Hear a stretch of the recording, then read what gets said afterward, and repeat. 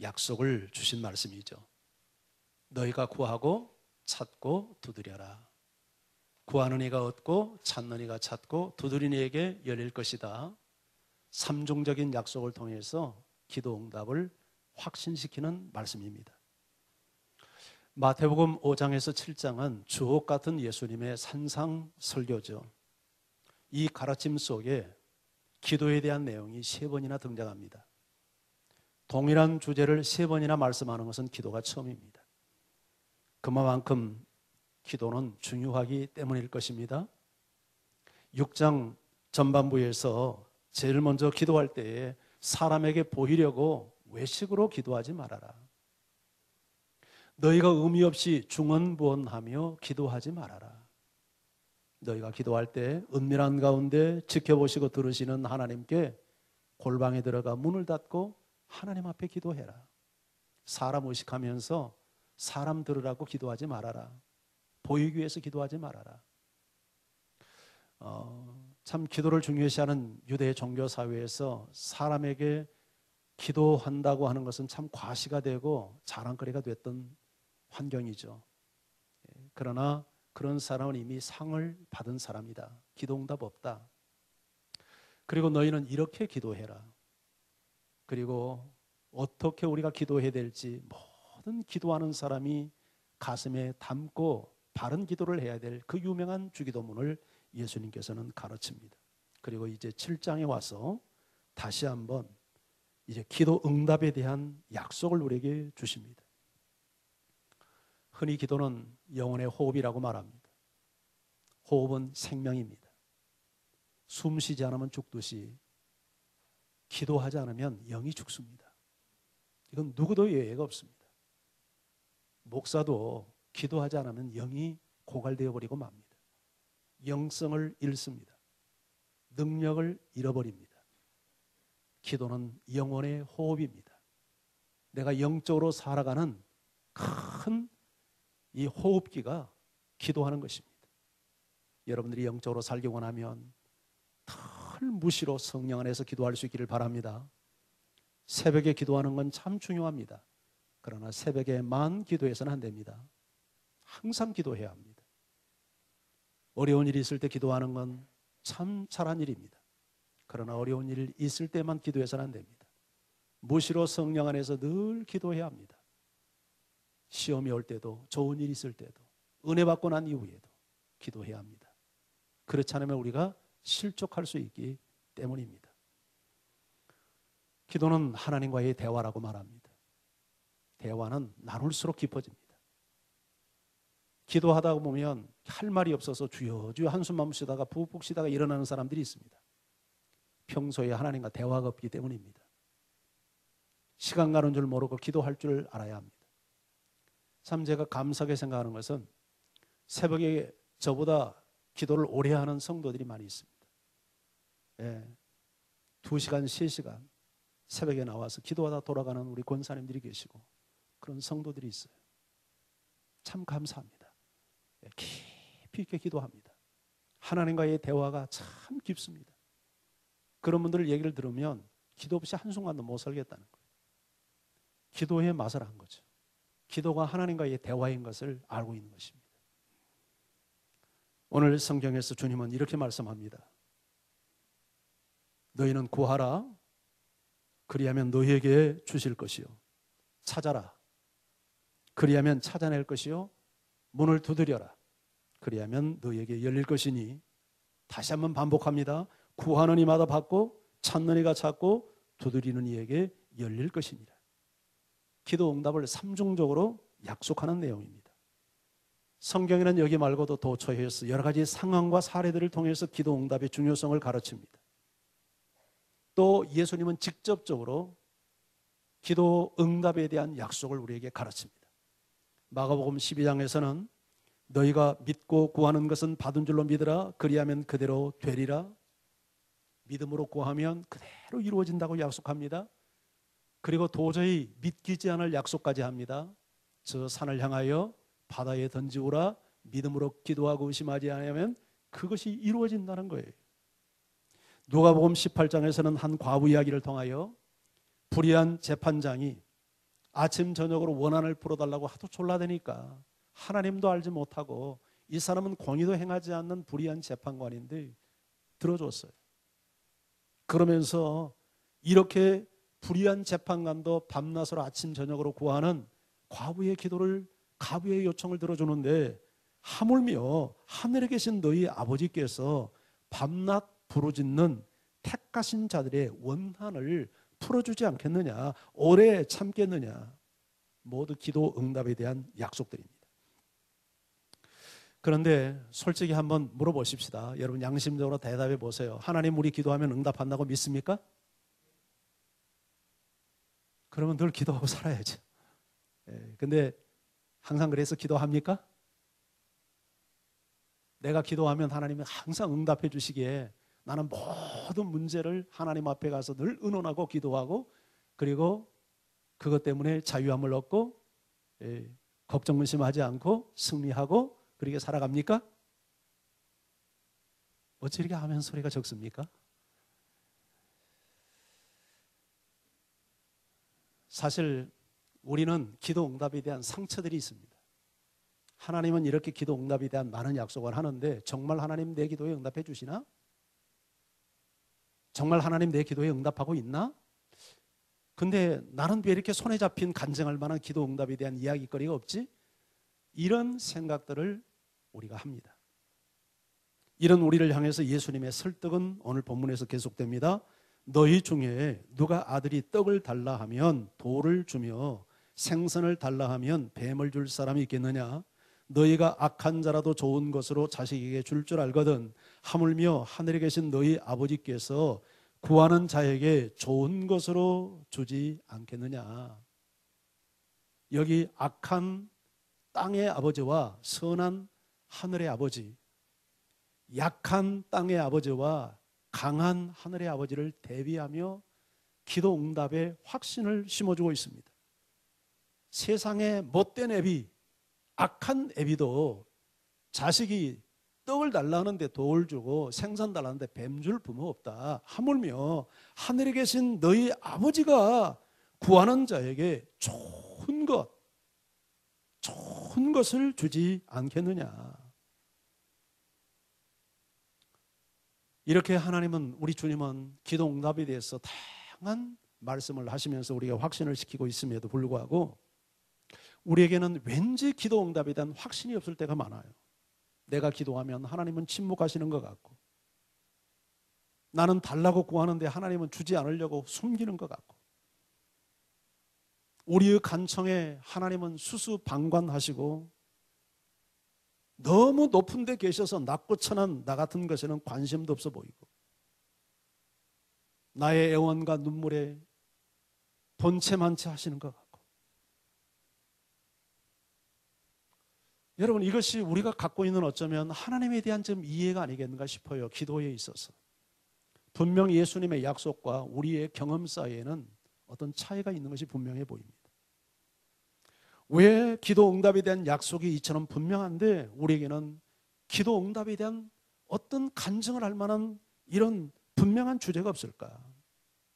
예수님은 오늘 11절에서 이렇게 말씀을 했습니다. 자, 11절 말씀을 같이 한번 읽어볼까요? 시작.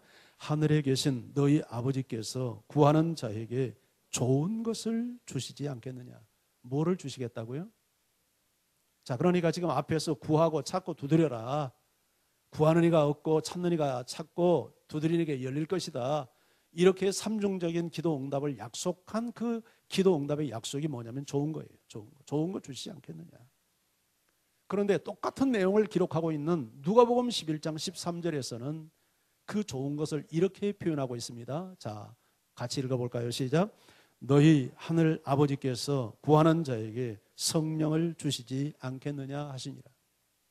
마태는 우리가 기도하면 좋은 거 준다고 했는데 누가는 의사입니다. 조금 더 구체성이 있습니다. 그 좋은 것을 성령으로 표현을 했습니다. 그러니까 우리가 구하고 찾고 두드리는 기도 응답의 가장 좋은 응답이 누구라는 얘기입니까? 성령. 실망스럽습니까? 내가 구하는 것을 하나님이 주시지 않고 내가 그렇게 구하고 찾고 두드리면 성령을 우리에게 주신다는 거예요. 그런데 이 말이 무슨 의미인가는 예수님의 그 앞장에서 주기도문에서도 이미 언급을 하셨어요. 주기도문에 제일 먼저 우리가 해야 될 기도는 하나님의 이름을 높이고 하나님의 나라를 구하고 하나님의 뜻을 구하는 거예요. 나머지 부수적인 것은 사실 부수적이에요. 정말 우리가 해야 할 것은 하나님을 구하는 내용들이죠. 하나님의 이름, 하나님의 나라, 하나님의 뜻. 그게 우리가 해야 할 기도의 우선순위요. 그거의 본질이요. 그것이 우리가 드려야 될 기도라고 이야기합니다. 예수님은 그 말씀을 하시고 마태복음 6장 하반절에 와서 너희는 먼저 무엇을 먹을까 무엇을 마실까 염려하지 마라. 이건 이방인들이 구하는 거다. 너희는 먼저 그 나라와 그 의를 구하라. 그리하면 이 모든 것은 내가 너에게 더하여 주시리라. 정말 우리가 구해야 될 것, 우리가 기도해야 될 그 내용이 무엇인지를 주님은 말씀하셨는데 그것이 바로 하나님을 구하는 거예요. 하나님의 이름, 하나님의 나라, 하나님의 뜻, 하나님의 의, 그걸 구하라는 거예요. 나머지는 그걸 구하면 다 알아서 주시겠다는 거예요. 그런데 우리가 구하는 기도들을 가만히 보면 거의 8, 90% 내용은 전부 다 우리의 필요 내지는 우리의 욕망입니다. 하나님을 구하는 게 아니라 나의 것을 구합니다. 하나님의 이름을 구하지 않고 내 명예를 구하고 하나님의 나라가 아니라 내 왕국을 구하고 하나님의 뜻이 아닌 내 뜻을 구할 때가 너무 많습니다. 예수님의 이야기 가운데 탕자 이야기가 나옵니다. 이 둘째 아들을 우리가 탕자라고 부릅니다. 이 둘째 아들 이놈이 어떻습니까? 아버지 재산을 받아가지고 외국에 나가서 이제 다 탕진을 하고 돌아왔습니다. 그래서 탕자라고 부릅니다. 그런데요, 정확히 말하면 그 집에 있던 큰 아들도 탕자입니다. 왜냐하면 큰 아들의 진정한 관심은 아버지가 아니었습니다. 큰 아들의 문제도 사실은 아버지의 소유였습니다. 뭘 보면 아냐면 동생이 들어왔다고 잔치하는 날 입이 나와가지고 집에 들어가지도 않고 투정했잖아요. 나는 아버지 이렇게 섬기는데 나한테는 염소 새끼 한 마리 잡아줬나이까? 그런데 이렇게 아버지 재산을 탕진하고 돌아온 동생을 위해서는 송아지를 잡습니까? 도대체 뭡니까? 나한테 뭐 염소 새끼 한 마리 준 적이 있습니까? 큰아들도 보면 그의 진정한 관심은 아버지가 아니었죠. 아버지가 주신 염소, 그 무엇이 그의 관심이었어요. 왜 탕자입니까? 아버지에 대한 관심이 아니에요. 아버지가 갖고 있는 소유, 아버지가 물려줄 재산, 그것이 그들의 관심이었기 때문에 그들을 여러분 탕자라고 부른 거예요. 이것은 우리에게도 마찬가지지 않겠습니까? 신앙생활을 하면서 정말 나의 주된 관심사가 하나님 그분 자체가 되지 않고 하나님이 주신 것에 대하여서 목을 메고 있다면 우리 또한 그들과 다를 바 없는 탕자가 아닐까요? 그러나 하나님은 정말 우리가 탕자와 같은 인생이 되기를 바라지 않습니다. 하나님이 주신 것이나 누리다가 그렇게 의미 없는 삶을 살고 하나님과 관계없는 삶을 살다가 하나의 물질이 사라지듯이 그렇게 폐인처럼 사라지는 인생이 되는 것을 하나님은 결코 바라지 않습니다. 정말 우리에게 있어서 가장 중요한 본질을 붙잡고 살기를 원하지 하나님은 비본질, 지역적인 것에 목숨 거는 인생이 되기를 바라지 않습니다.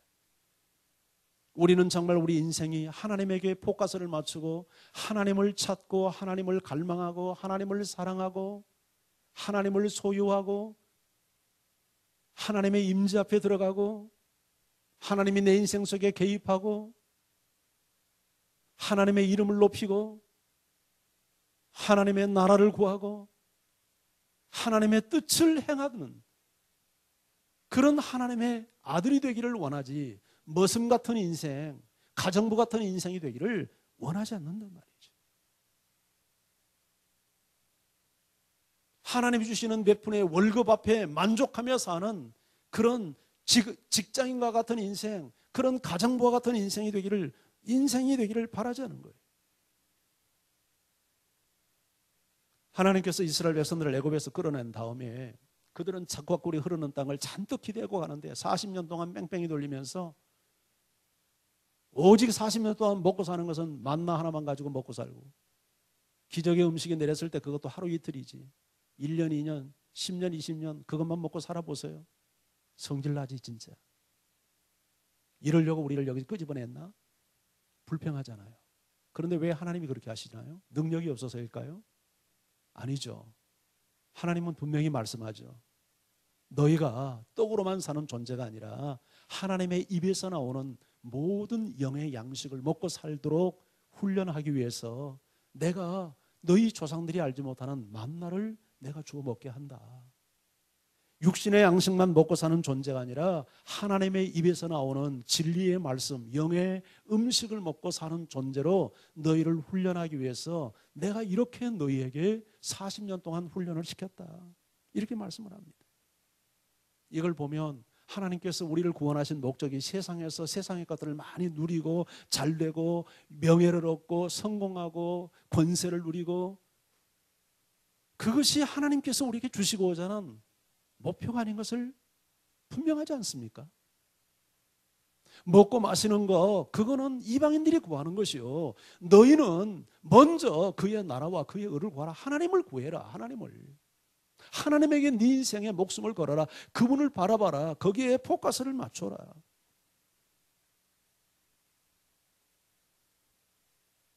하나님은 그것을 가르치기 위해서 우리의 필요를 한꺼번에 다 채우지 않고 필요가 있을 때마다 하나님을 찾아오게 하는 수고를 우리로 하여금 일삼게 의도적으로 만들어 가십니다.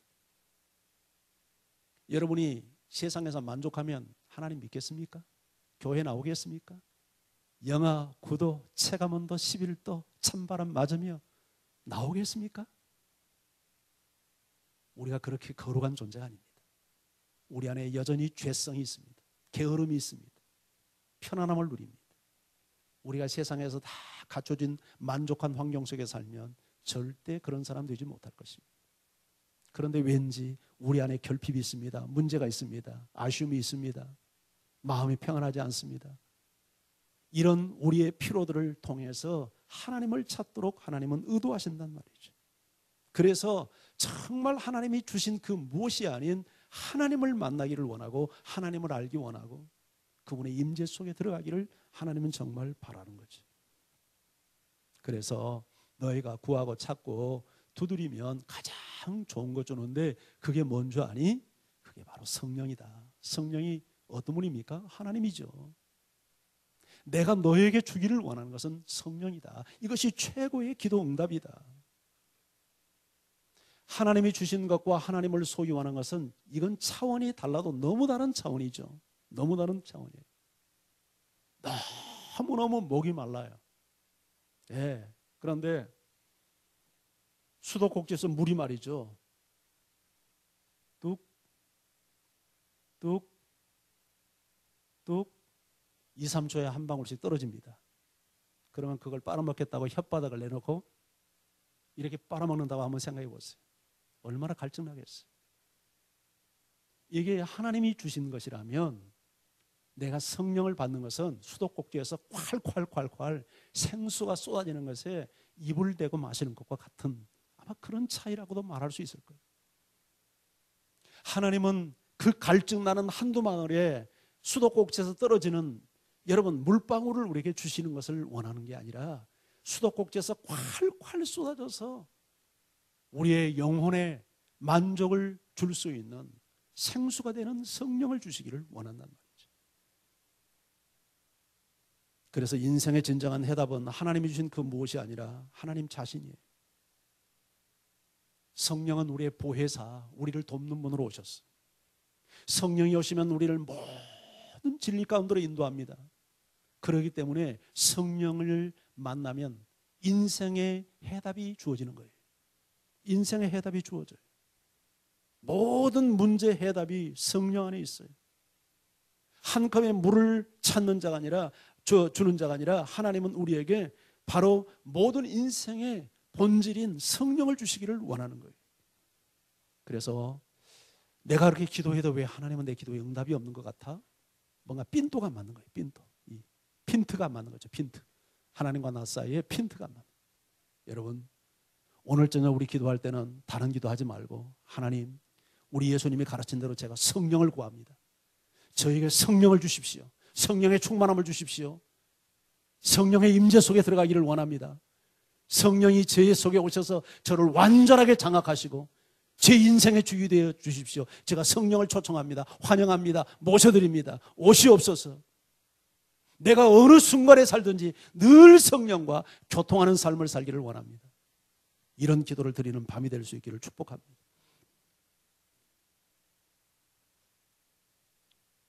우리가 구하는 것들은 사실상 보면 우리에게 정말 필요가 아닌 것들일 수 있습니다. 우리가 구하고자 하는 이 정욕들은 사실상 알고 보면 우리 영혼을 병들게 하는 것들일 수 있습니다. 정말 우리에게 필요하고 좋은 것들은 우리가 잘 몰라서 구하지 않을 수 있습니다. 그런데 우리 하나님 우리를 사랑하시기 때문에 정말 좋은 것 주시기를 원하는 겁니다. 기도응답으로 주어져서 우리가 해가 되고 유익하지 못한 것을 주기보다 정말 우리에게 좋은 것, 유익한 것, 그것을 받으면 우리 인생에 꽃이 필 수 있는 것, 바른 인생을 살 수 있는 것, 하나님의 작품으로 회복될 수 있는 것, 그걸 주기를 원하시는 거죠. 그래서 기도에 있어서 정말 중요한 것은 열심, 그것보다 더 중요한 건 방향입니다. 방향. 세계 모든 사람들이 한국교회 열심을 이야기하지 않습니까? 막 주여 삼창을 해가면서 그냥 기도할 때 보면 하늘이 꺼져 내리는 것 같고 막 땅이 주저앉을 것 같이 그렇게 우리가 열심히 기도하잖아요. 그런데 그렇게 열심히 기도하는데 정말 우리 안에 성숙함이 있는가? 하나님을 닮아가는 형상이 있는가? 정말 우리 속에서 예수님의 형상이 나타나는가? 이런 열매를 바라볼 때 참 의가심을 갖는 사람들이 많습니다. 서양 사람들은 우리처럼 그렇게 열심히 기도하는 것 같지 않은데 사는 삶을 보면 우리가 비교할 수 없도록 고차원적인 삶을 삽니다. 지난번에도 제가 우리 임창기 선교사님 입양하는 문제 얘기했는데 여러분 남의 자식 데려다 키운다는 거 그거 쉽습니까? 근데 아무리 믿음이 좋아도 안 키우면 안 키우지 내 새끼 아니면 못 키우겠다는 게 우리 크리스찬들의 이게 수준이에요. 근데 외국인들은 안 그러지 않습니까? 그렇게 믿음이 대단한 것 같지도 않은데 그것도 인종도 다른 대한민국에 그것도 장애가 있는 아이들을 데려다가 내 자식처럼 물론 그렇게 하지 않는 서양인도 있어요. 그렇지만 정말 신실한 그리스도인들 가운데는 그런 장애 있는 아이들을 데려다가 예수님을 섬기듯이 섬겨서 훌륭한 사람으로 길러내는 그런 사람들이 얼마나 많아요. 열심이 아니라 방향성이에요. 방향성. 우리 기도의 방향성. 어쩌면 우리 기도가 응답이 없는 중요한 이유 중에 하나가 이 방향성이 잘못됐기 때문에 한마디로 핀트가 안 맞아서 기도 응답이 없는 경우가 있을 수 있겠다는 생각을 하게 됩니다. 우리가 하나님을 구하고 하나님의 이름을 구하고 하나님의 나라를 구하고 하나님의 뜻을 구해서 정말 하나님을 체험하고 하나님과의 관계가 깊어져가는 그런 은혜가 여러분에게 함께하기를 주의 이름으로 축원합니다. 우리가 성령이 오시면 우리를 모든 진리 가운데로 인도해요. 여러분 예수를 믿는다고 해서 문제가 사라지는 것은 아닙니다. 우리가 오해해서는 안 돼요. 예수 믿으면 다 문제도 없고 태평성대가 이루어지고 시온의 대로가 막 팡팡 열리고 광야에 막 그냥 강이 흐르고 그것만 항상 일어나는 건 아니죠. 우리 안에 얼마나 문제가 많습니까? 근심 걱정할 일이 얼마나 많습니까? 여러분 문제 없는 사람 있나요? 저에게도 알게 모르게 늘 근심거리들이 있습니다. 그런데 성령이 오시면 그 문제를 문제로 보지 않고 하나님의 시각으로 볼 수 있는 능력이 주어져요. 그런 지혜가 주어져요.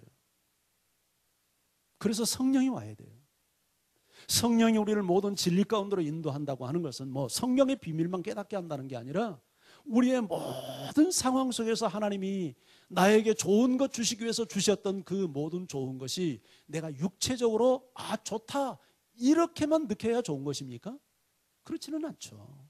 때로는 하나님이 주신 좋은 것들이 내가 본능적으로 내 육체적으로는 이거 싫어요, 걷어가 주세요, 할 수 있는 것도 얼마든지 있을 수 있거든요. 그런데 성령이 오시면 그 문제라고 생각하고 고통이라고 생각하는, 아픔이라고 생각하는 그것이 하나님 주신 좋은 선물이었구나 하는 것을 깨닫는 능력이 주어지고 지혜가 주어지고 영안이 열려지고, 그게 바로 성령이 하시는 일인 줄 믿습니다.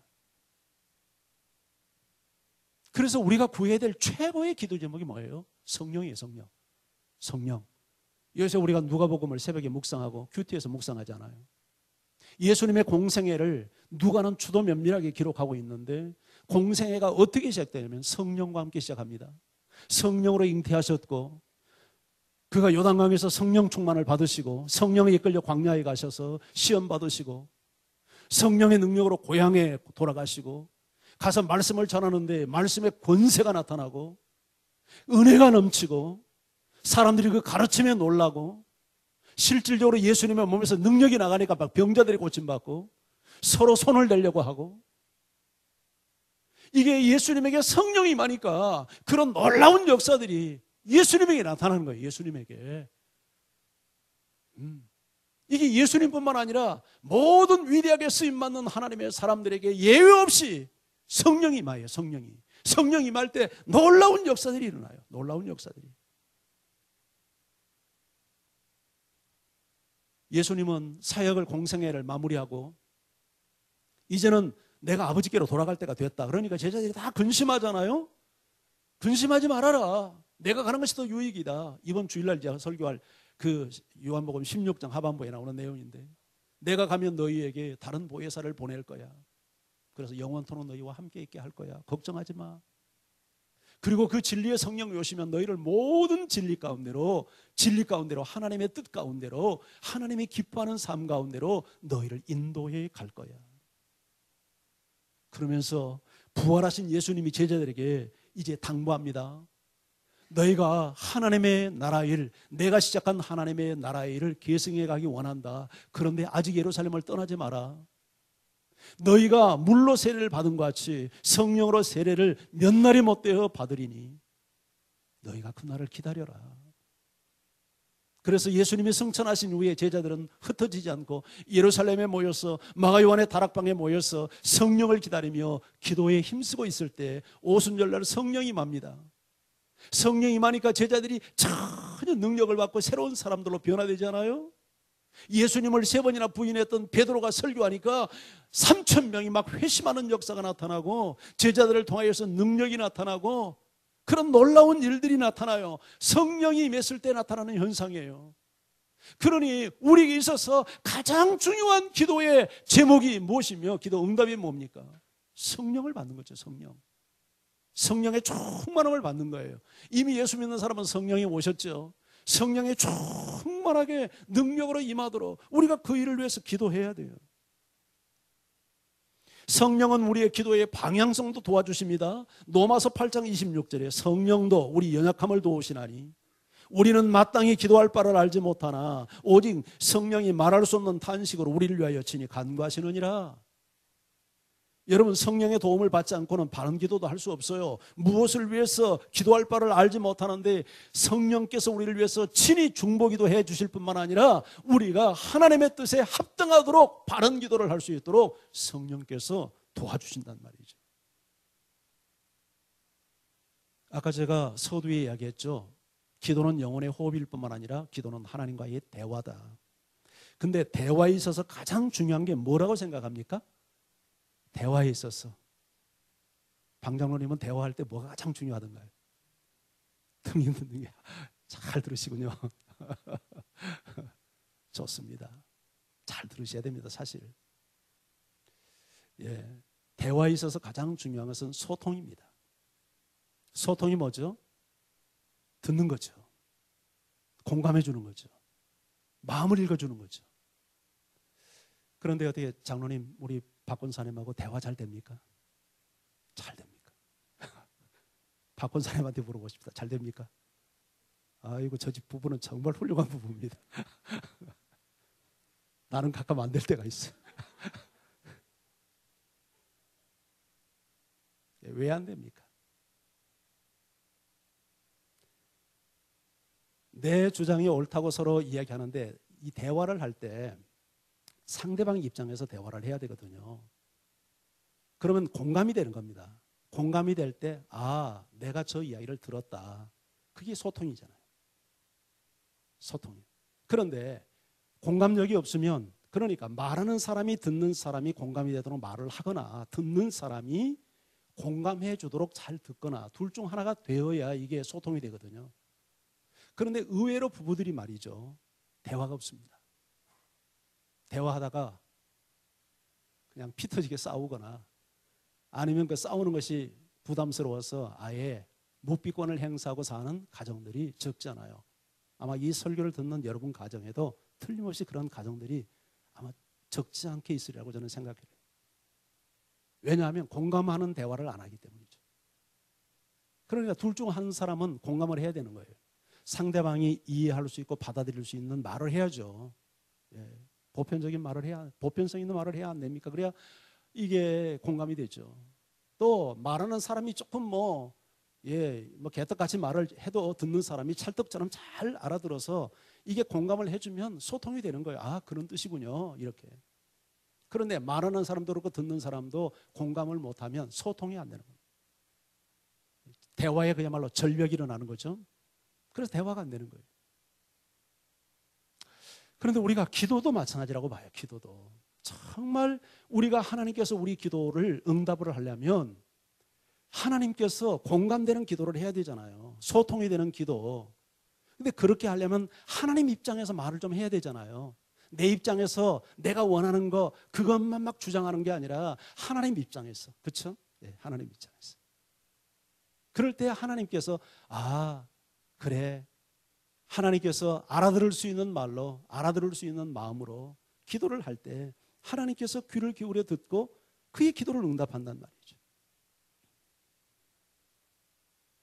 우리가 어떤 문제를 가졌을 때 문제 해결만을 위해서 성급하게 기도하는 것은 하나님과 공감하는 기도는 아니라고 생각을 해요. 하나님은 그 문제를 통해서 나에게 좋은 것 주시기를 원해서 문제를 허용을 했는데 문제 자체를 걷어가 달라고만 기도한다면 어떻게 되겠어요? 그래서 이 문제 자체가 해결되기를 위해서 기도하기 전에 먼저 해야 될 게 뭡니까? 성령이요. 하나님의 눈으로 문제를 볼 수 있는 시각을 열어달라고 기도해야 되겠죠. 이 문제를 통해서 내게 말씀하시는 주의 음성을 들을 수 있도록 도와달라고 우리 기도해야 되겠죠. 그게 바른 기도 아닙니까? 그게 성령 안에 사는 기도 아니겠어요? 성령께서 오셔서 나를 딱 조명하기 시작하면, 빛을 비추기 시작하면 그게 이제 하나님께서 성령이 오시면 은혜로 주신 것들을 깨닫는다는 말이 그런 의미예요. 설교도 깨닫지만 문제 속에서도 아픔 속에서도 실패 속에서도 이게 하나님의 은혜였구나. 그걸 성령이 깨닫게 한다니까요. 성령이. 그러니 우리가 성령의 도움이 없이 어떻게 인생을 바르게 살아갈 수 있겠어요? 성령의 조명과 도움이 없이. 그래서 우리 기도할 때 무엇보다도 성령의 이 도움을 위해서, 성령의 충만함을 위해서, 성령의 임재를 위해서 기도해야 된다고요. 그게 최고의 기도 응답이라고 지금 말씀을 하고 있는 거죠. 이런 의미에서 우리는 성령 안에서 하나님이 나를 향하여서 갖고 계신 놀라운 계획, 우리가 사형리 전도할 때 보면 제일 첫 마디가 뭐냐면 하나님은 당신을 향하여서 놀라운 계획을 갖고 있다고 선언합니다. 거짓말입니까? 진리입니다. 하나님은 그 어떤 인생 한 사람도 의미 없이 이 땅에 보내지 않았어요. 여러분, 이 종이 한 장이 의미 없이 이 책상 위에 올라와 있겠습니까? 그러지 않습니다. 얘도 분명한 존재의 목적과 의미를 가지고 이 자리에 있듯이 하물며 이 종이 한 장과 비교할 수 없도록 소중한 우리 인생이 의미 없는 존재가 있을 수 있어요? 그렇다면 그건 하나님을 향한 모독입니다. 우리 다 같이 소중한 존재이고 우리를 향한 하나님의 놀라운 계획이 있고 섭리가 있고 역할이 있고, 그래서 나를 향한 하나님의 계획과 큰 그림을 볼 줄 아는 영안이 우리에게 필요해요. 영안이. 그런데 하나님은요, 나에게 큰 그림을 그리기 위해서 나에게 수많은 고난이라고 하는 문제라고 하는 퍼즐 조각들을 그려낼 때가 참 많습니다. 요셉의 인생을 한번 보십시오. 요셉이 어린 시절 하나님께서 꿈으로 계시를 해요. 아마 그가 인생 동안 그걸 계속 품고 살았는지 성경은 그런 기록이 없지만 성경에 기록하는 뉘앙스나 의미로 놓고 볼 때 요셉은 어린 시절 그가 꿈을 통해서 받았던 하나님의 계시에 대해서 한순간도 잊지 못했을 것입니다. 그것이 없었다면 그 많은 시련과 고난과 절망을 극복해낼 재간이 없었을 거예요. 하나님은 두 번의 그 완벽한 꿈을 통해서 그 당시 꿈은 오늘날 우리와 같은 성경과 같은 계시입니다. 하나님의 계시를 통해서 그가 정말 애굽의 노예로 팔려가고 감옥살이를 하는 그 이해할 수 없는 절벽 앞에 서 있었을 때 하나님이 주신 그림을 보았기 때문에 견딜 수 있었으리라고 저는 확신해요. 어느 날 사랑받는 이 막내 아들, 11째 아들이 형들에게 미움을 받아서 말도 통하지 않는 외국에 그가 노예로 팔려가가지고 그 절망에 빠졌을 때 어쩌면 내 인생이 이렇게 끝나는가 싶은 마음 들지 않았겠습니까? 그런데 성경에 보면 그런 고난의 연속적인 삶을 사는 요셉이 하나님의 신에 감동된 사람이었다고 말합니다. 여호와가 요셉과 함께 했다고 말합니다. 성령께서 그에게 함께 하시면서 그에게 확신을 주었을 거예요. 어린 시절 집에서 꾸었던 그 꿈을 통해서 너는 지도자가 될 거야. 분명히 하나님께서 그에게 그런 그림을 보여주시고 그 그림을 붙잡을 수 있도록 믿음을 허락했다고 저는 확신합니다. 그래서 이해할 수 없는 고난의 연속이었지만 좌절하지 않았고 포기하지 않았고 낙심하지 않았고 승리할 수 있었어요.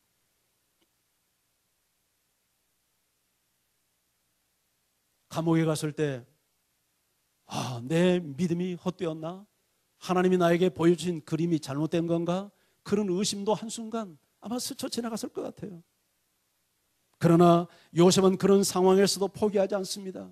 하나님을 신뢰합니다. 그래서 보디발의 집에 함께 하셨던 여호와께서 감옥에서도 함께 했다고 성경은 기록하고 있어요. 성령께서 그와 함께 했고 그가 그런 절망의 상황 속에서 임금 앞에 섰을 때 바로왕 앞에 섰을 때 바로가 척 보니까 이 사람은 하나님의 신에 감동된 사람이에요. 이런 사람을 찾을 수가 없어요. 성령 충만한 사람이었어요.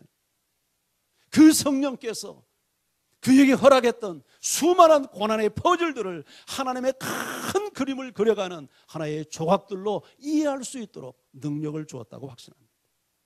그래서 견딜 수 있었던 거죠. 위대한 삶을 살았던 사람들은 요셉처럼 큰 그림을 본 사람들이에요. 여호수아와 갈렙을 보십시오. 하나님께서 약속의 말씀을 통해서 그림을 보여줍니다. 젖과 꿀이 흐르는 땅의 주인이 될 거야. 대부분의 사람들은 하나님의 약속을 신뢰하지 않았어요. 현실을 바라보고 현실 앞에 무릎을 꿇어요. 가나안 땅을 정복할 수 없다고 부정적인 여론을 펴트려요. 그런데도 불구하고 이 여호수아와 갈렙은 시류를 따르지 않아요. 하나님이 보여주신 약속의 말씀을 통해서 보여주신 그림을 쫓아갑니다. 이게 믿음 아닙니까? 한 초등학교 아이가 미술 시간에 그림을 그리고 있었어요. 그런데 여러 장의 도화지를 4등분을 하더니 모든 그 찢어낸 종이마다 새카맣게 칠을 하는 겁니다. 1시간 동안. 그러니까 선생님이 가만히 지켜보다가 어메, 제가 왜 이러지? 걱정이 됐어요. 제가 뭔가 정신 이상이 있는 거 아니야? 그래서 부모를 불렀습니다. 당신 아들 그림 그려놓은 거 좀 보라고. 이렇게 1시간 내내 종이를 찢어가지고 검정칠만 한다고. 그래서 그 부모는 그 아이를 데리고 정신병원에 갔습니다. 그런데 정신병원에 갔는데 특별하게 정신과 의사가 아이의 문제점을 발견하지 못했어요. 그러다가 그 다음번 미술 시간이었습니다. 선생님이 깜짝 놀랐어요. 그 아이를 지켜보는데 그 아이의 책상 속에 퍼즐 그림이 하나 나오는 거예요. 그런데 그 퍼즐 그림이 큰 고래 그림이었어요. 그 아이는 고래 퍼즐을 만들고 있었던 것입니다. 그런데 선생님이 오해를 한 거예요. 이 아이가 계속해서 종이를 찢어가지고 검정색을 하니까 정신 이상이 온 줄 알고. 그러나 그 아이는 사실상 고래 퍼즐을 만들고 있었던 거죠. 큰 그림의 고래를 만들기 위해서. 하나님께서 우리를 향하여서 이렇게 큰 그림을 다 같이 그리고 있어요. 그런데 그 그림을 그리기 위해서 때로는 고통이라는 퍼즐, 실패라는 퍼즐, 질병이라는 퍼즐, 아픔이라는 퍼즐, 때로는 소외라는 퍼즐, 이런 퍼즐들을 허락할 때가 있어요. 그런데 이것이 하나님을 향한, 나를 향한 하나님의 계획과 그림을 그리는 과정이라는 것을 누가 알게 합니까? 성령께서 알게 합니다. 진리의 성령께서, 아버지의 뜻을 통찰하시는 성령께서 그걸 우리에게 알게 한단 말이죠. 다윗도 보십시오. 어린 시절 사무엘을 통해서 그가 왕이 된다는 그림을 봤습니다. 너는 왕이 될 거야. 그리고 나서 연속적으로 그 삶에 일어나는 것은 고난의 연속이었잖아요. 이유도 없이 그가 죽음에 몰리고 최고의 권력자의 칼을 피해서 그가 도망자의 삶을 살아야 되는 그런 고통의 삶을 살았어요. 그러나 다윗은 단 한 번도 성경에 보면 탄식하고 있고, 언제까지입니까? 그가 그런 고백은 하지만 하나님을 원망하거나 사울왕을 원망하거나 사울왕을 죽이려고 대드는 적을 한 번도 해본 적이 없었어요. 왜 그랬을까요? 그림을 보았기 때문이죠. 자기를 향한 하나님의 계획을 보았기 때문이죠. 이스라엘의 왕이 될 사람이라고 하는 그림을 보았기 때문에 그런 고난을 묵묵히 견디면서 하나님의 때를 기다렸던 것입니다. 그래서 성경의 모든 위인들이 보면 성령의 사람들이었어요. 예외가 없어요. 구약 신약 예외가 없어요. 위대하게 쓰임받는 하나님의 사람들, 그가 왕이든 제사장이든 선지자든 사사든 다 성령의 사람이었어요. 성령 충만했어요. 성령을 구했어요. 여러분, 오늘 밤 우리가 성령을 구하는 밤이 될 수 있기를 바랍니다. 성령 충만을 위해서 기도하십시오. 신앙생활은 내 힘으로 되지 않습니다. 성령의 도움이 없이, 성령의 지혜가 없이, 성령의 인도함이 없이 살아갈 수 없어요. 이런 성령이 나의 보혜사가 되어서 나를 도우신다면 무엇을 겁낼 수 있고 무엇을 두려워할 수 있겠습니까? 우리는 기도를 통해서 나와 함께 하시고 내게 오셔서 나를 돕기 위해서 오신 이 성령님을 구해야 돼요. 이것이 기도를 통해서 받을 수 있는 최고의 응답이고 가장 큰 복이에요. 성령이 내게 오면 내가 겪고 있는 이 모든 고난의 포들들은 더 이상 나에게 문제가 되지 않습니다. 중요한 건 환경이 아닙니다. 중요한 것은 성령이 나와 함께 하느냐 함께 하지 않느냐가 중요해요. 함께 하자, 성령이 나와 함께 하셔서 진리로 인도함을 하지 않으면 내 인생의 모든 하나님이 나에게 복으로 주신 것들을 복이라고 생각을 못해요. 그래서 원망하게 돼요. 짜증나게 돼요. 낙심하게 돼요. 그러나 성령의 인도하심 속에서 상황을 바라보는 이런 안목을 갖게 되면 감사가 하게 되고 인내할 수 있게 되고 하나님의 뜻을 기다릴 수 있게 되고, 이것이 바로 성령의 사람이 갖는 은총이에요.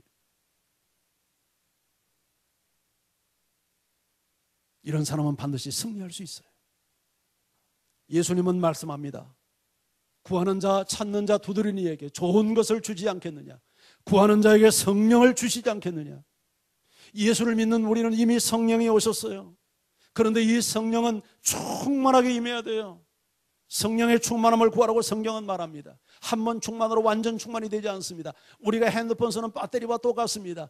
어제 성령 충만해도 내일 성령 충만해야 되고, 오늘 성령 충만해도 내일 또 다시 성령 충만해야 되고, 어제 성령 충만해도 오늘 또 성령 충만을 구해야 됩니다. 오순절날 성령 충만을 받았던 이 초대교회의 성도들은 이 사도행전 2장에서 성령 충만을 받고 4장에 가서 또 기도했더니 재충만을 받고 그들이 담대하게 복음 전하는 내용들이 성경에 나타납니다. 성령을 근심시키거나 죄와 불순종으로 성령을 소멸하는 일을 해서는 안 됩니다. 언제나 성령님이 내 안에 계셔서, 그리고 우리 공동체 충만하게 거하셔서 우리를 이끄실 수 있도록 성령을 인정하고 존중하고 그분 앞에 민감하고 성령의 음성을 들을 수 있도록 우리는 성령을 구하는 기도를 해야 하겠습니다.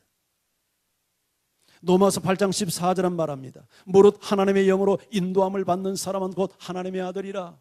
누가 하나님의 아들이라고요? 하나님의 영으로, 성령으로 인도함을 받는 사람이 곧 하나님의 아들이래요. 이런 사람은 모든 것이 합력하여 선을 이루는 하나님의 능력을 우리가 경험하게 됩니다. 문제 앞에서 문제 해결만을 위해서 기도하지 말고, 이 문제가 어떤 이유로 왔는지 하나님의 뜻을 분별하는 성령의 지혜를 구하는 여러분 되기를 바랍니다. 할렐루야. 그래서 여러분 모두가 승리하는 생활을 살고 최고의 인생을 살고 빗나가는 인생이 아니라 하나님께 복을 받는 삶을 사는 이런 은총을 누리기를 주의 이름으로 축원합니다.